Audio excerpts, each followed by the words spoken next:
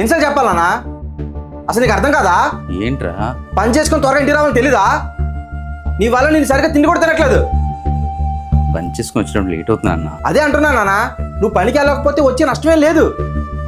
ఓ లక్ష సంపాదిస్తున్నట్టు ఎందుకంతా ఓ కష్టపడిపోతున్నావు? నానా, రేపటి నుంచో పని మానేసి ఇంట్లోనే ఉండు. ఇంట్లో పనులు మాత్రం చూసుకో. అదేంట్రా ఎలాగంటున్నావు? నానా, ఎక్కువ మాట్లాడుకో, చెప్పించే చాలు.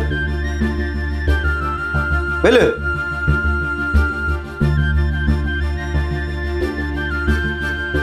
రే ఏమైందిరా? ఎందుకు ఆయన మీద అంతలా అరుస్తున్నావు? రే నీకేం తెలియదు, వదిలే. ఏంట్రా వదిలేసేది? పని నుంచి వచ్చేసరికి లేట్ అయింది, దానికి అంతలా సీరియస్ అయిపోవాలా? రే ఆయనకి హెల్త్ బాగాలేదురా. డాక్టర్లు పని మానేసి ఇంట్లోనే ఉండి రెస్ట్ తీసుకోమన్నారు. ఆయనకి ఇప్పుడు 40 సంవత్సరాలు రా. నేను పనికి వెళ్తున్నాను కదా, ఇంక నువ్వు రెస్ట్ తీసుకొని రోజు చెప్తూనే ఉన్నాను రా. అయినా సరే నా మాట వినట్లేదు. ఇప్పుడు నాకు సంపాదించే వయసు వచ్చిందిరా. ఇక నుంచైనా అతను సుఖపడకపోతే ఇంకెందుకు రా? అది కొంచెం అర్థమయ్యేలా చెప్పచ్చు కదరా, ఇలా అరడం ఎందుకు?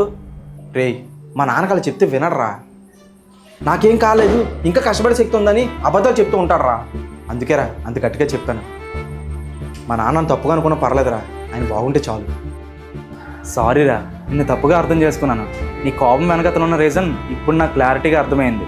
నువ్వు అరిచే అరుపు తప్పుగా అనిపించినా దాని వెనకతలు ఉన్న ప్రేమ మాత్రం కరెక్టేరా. ప్రేమ ఉన్న చోటే కోపం కూడా ఉంటుంది, కానీ నిజం తెలిస్తే మౌనం కూడా ప్రేమలాగా అనిపిస్తుంది.